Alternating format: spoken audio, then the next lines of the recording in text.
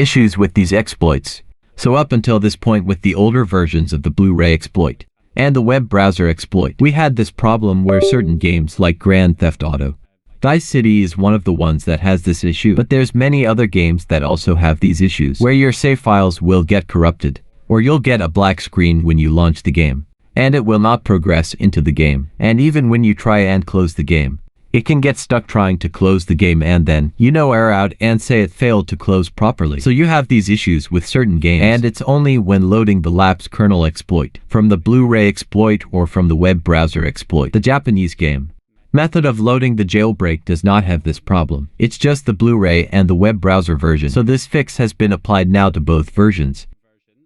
And it's essentially the same kind of fix as the auto fix plugin that you can add in Goldhan, which we were using previously to resolve most of these issues. But this version is slightly improved, and it's built into the exploit so itself, that once you actually run the jailbreak, it will automatically apply the fix, so that you no longer require that Goldhan plugin to be applied. And I'll also show you what if you're running an older version of the Blu-ray disc that does not have this patch applied. Okay, so taking a look at the Blu-ray exploit first, if we go to the releases section, we can see that there is a new version here with lapse version 1.2, which adds the auto fix, so that has now been included. So all you need to do is download this 1.2 version of the ISO, and then simply burn it to a disk using image burn or equivalent software, just to get it burned to the disk. And then once you have the disk burned, you can insert that back into your PS4. And if we take a look here, I've got GTA Vice City installed. So we're gonna go ahead and run the new 1.2 version. So a couple of updates here. You can see it now tells you the version in the title, but tells you that it is version 1.2 when we go to launch this.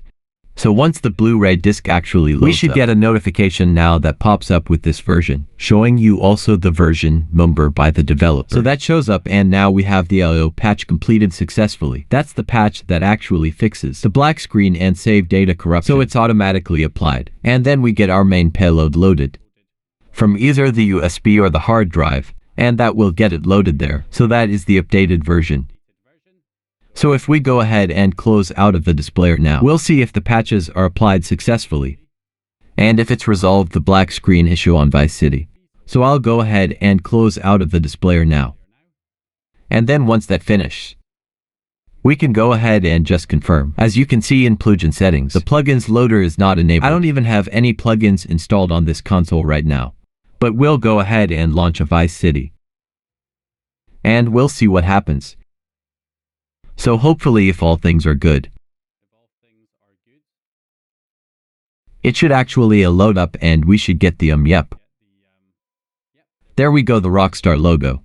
So only took a few seconds there on a black screen, and then we're into the game. So it has successfully fixed the black screen issues.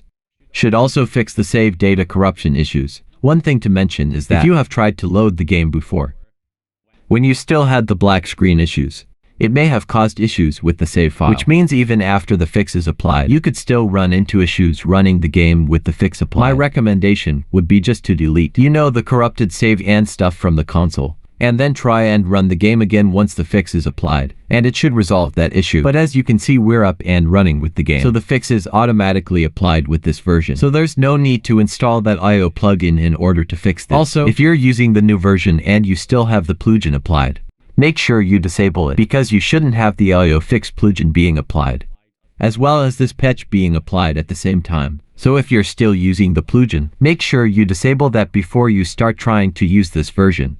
That applies the patch automatically. So anyway, that is the deal with the Blu-ray exploit there. So what happens if you're running one of the older versions of the Blu-ray exploits? Because of course, a lot of people are buying discs on eBay and places where they don't have the ability to burn their own disc. So if you've already bought a disc that's running an older version of the exploit, this patch will not automatically be applied. So what can you do to apply this patch?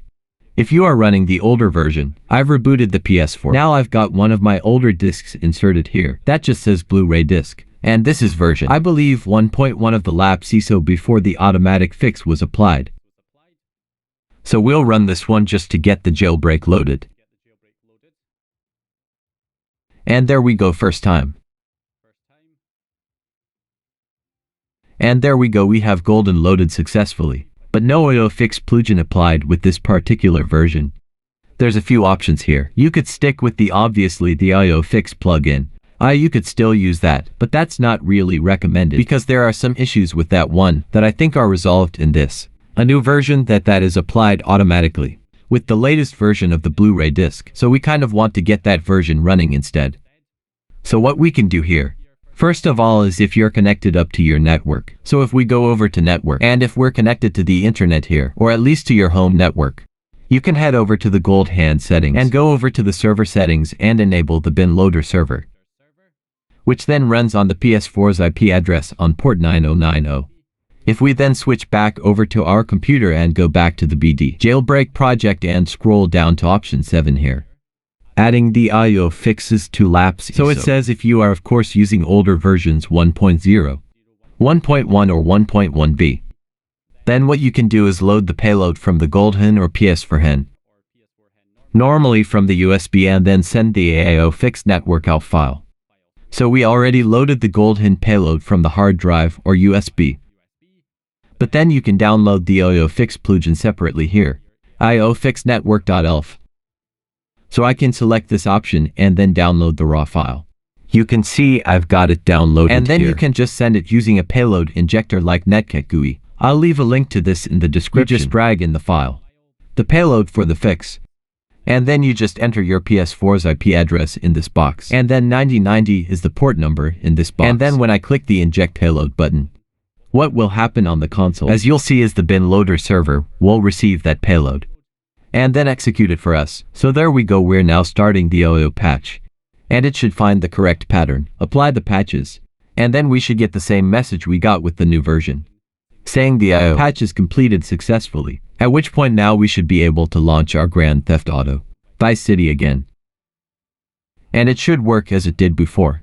So that's another way that you can fix it. Now, I will show you maybe a little bit more of a convenient way to do it, because having to open up a separate program on another device, like your computer, to run this fix is obviously not ideal.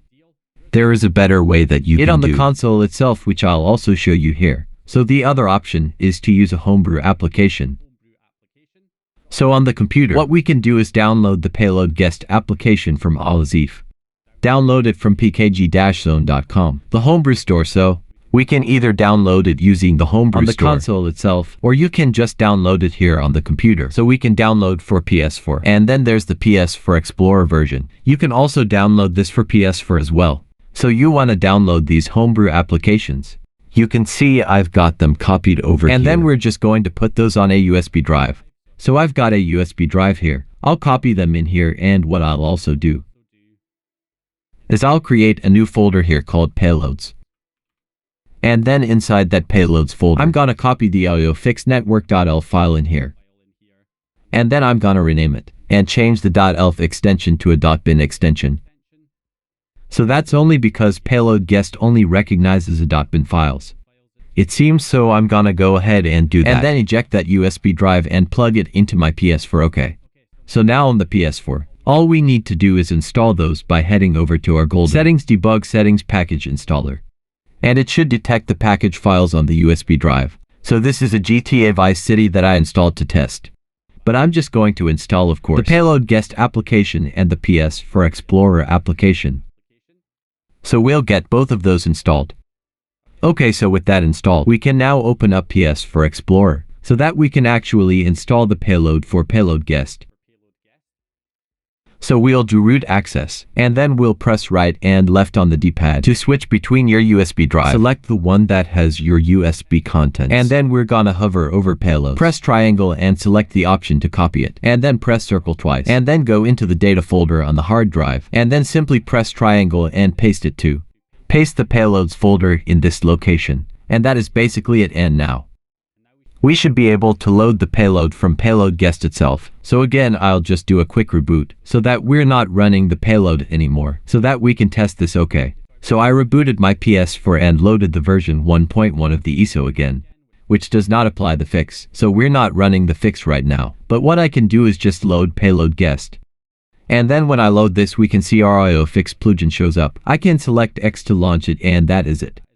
Payload received, and if I go ahead and exit out of this, now it should just start loading the plugin itself. So there is payload received from the local host. And then we're starting our I/O patch, and there it is. Pattern found applying patches.